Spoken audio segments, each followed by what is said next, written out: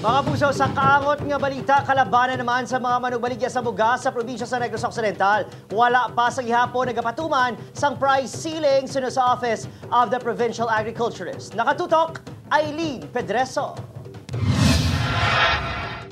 Ginapreparar na sa mag-asawa nga Connie Cagrinato ang isa kasako sang regular milled rice nga inugbaligya nila diri sa merkado sa Talisay City.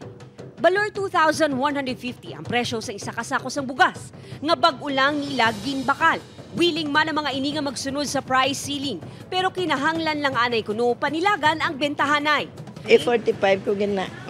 Amat-amat lang ikon next day makabakal pag kami laser isundo gina namo ng 41. Ang iban nga manugbaligya, hindi pa kuno handa sa price ceiling.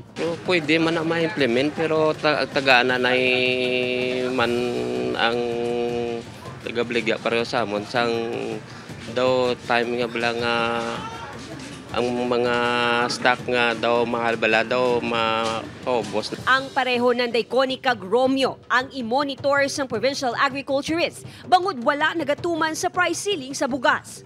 So far, kay wala man kami police power. Ang amo lang is more of monitoring and reporting. So, ang gina-forward na namon sa Department of Agriculture. Ang DA kag DTI naman ang mag-assess kung ano ang pinalidad nga sarang ipapanaog sa mga wala nagatuman. Aminado ang OPA nga dako ini nga pagpanghangkat sa mga mangunguma kag retailers.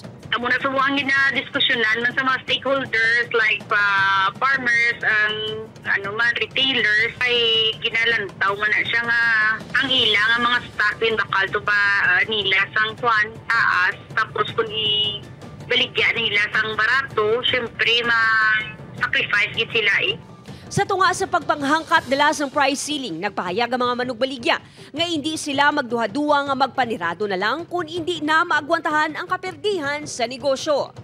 Upod kay Roel Banggoy, Eileen Pedreso, One Western Visayas.